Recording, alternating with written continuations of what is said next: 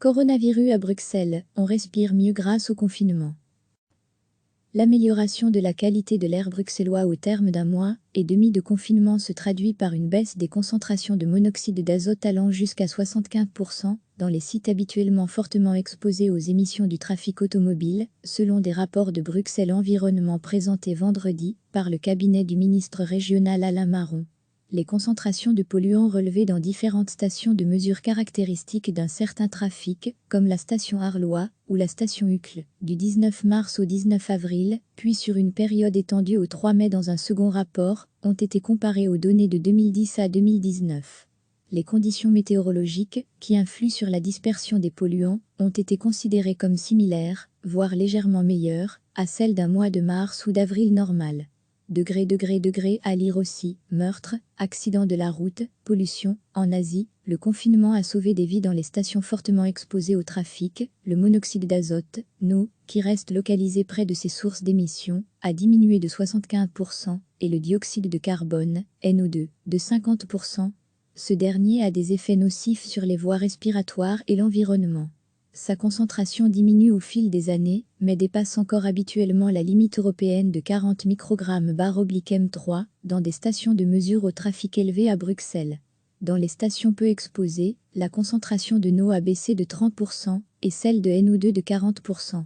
Le NO2 étant un polluant susceptible d'être transporté sur de grandes distances, au contraire du NO, ces valeurs démontrent que la pollution importée en région bruxelloise a également diminué significativement, commente le chef du laboratoire qualité de l'air à Bruxelles Environnement, Olivier Brasseur. Il s'agit plus que probablement d'un effet lié aux mesures de confinement prises en Belgique et dans les pays limitrophes.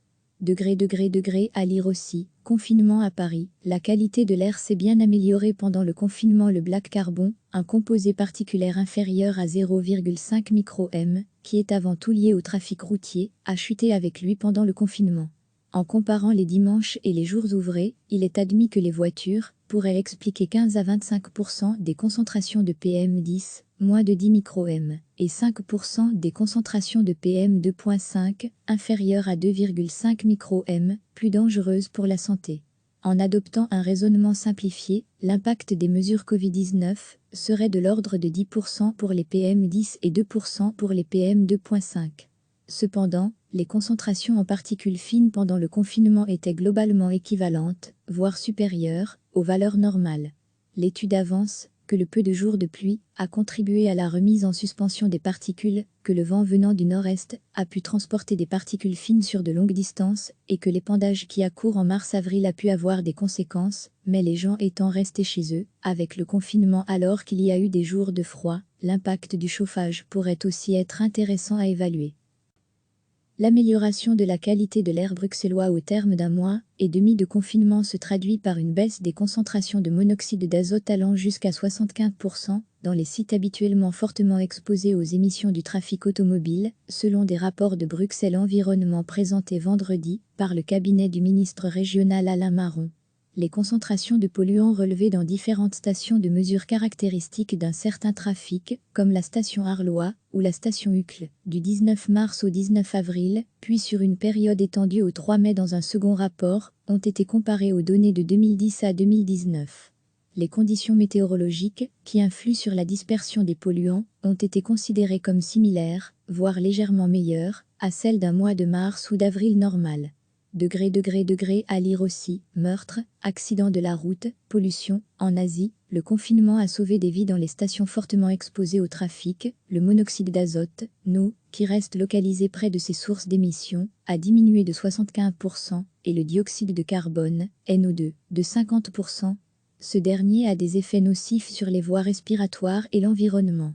Sa concentration diminue au fil des années, mais dépasse encore habituellement la limite européenne de 40 microgrammes/M3 dans des stations de mesure au trafic élevé à Bruxelles.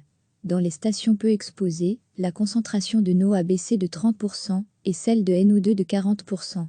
Le NO2 étant un polluant susceptible d'être transporté sur de grandes distances, au contraire du NO, ces valeurs démontrent que la pollution importée en région bruxelloise a également diminué significativement, commente le chef du laboratoire qualité de l'air à Bruxelles Environnement, Olivier Brasseur. Il s'agit plus que probablement d'un effet lié aux mesures de confinement prises en Belgique et dans les pays limitrophes. À lire aussi, confinement à Paris, la qualité de l'air s'est bien améliorée pendant le confinement. Le black carbon, un composé particulaire inférieur à 0,5 micro-m, qui est avant tout lié au trafic routier, a chuté avec lui pendant le confinement. En comparant les dimanches et les jours ouvrés, il est admis que les voitures pourraient expliquer 15 à 25% des concentrations de PM10, moins de 10 micro-m, et 5% des concentrations de PM2.5, inférieures à 2,5 micro-m, plus dangereuses pour la santé. En adoptant un raisonnement simplifié, l'impact des mesures Covid-19 serait de l'ordre de 10% pour les PM10 et 2% pour les PM2.5. Cependant, les concentrations en particules fines pendant le confinement étaient globalement équivalentes, voire supérieures, aux valeurs normales. L'étude avance que le peu de jours de pluie a contribué à la remise en suspension des particules, que le vent venant du nord-est a pu transporter des particules fines sur de longues distances et que l'épandage qui a cours en mars-avril a pu avoir des conséquences, mais les gens étant restés chez eux, avec le confinement alors qu'il y a eu des jours de froid, l'impact du chauffage pourrait aussi être intéressant à évaluer. Cliquez sur s'abonner pour recevoir les dernières nouvelles.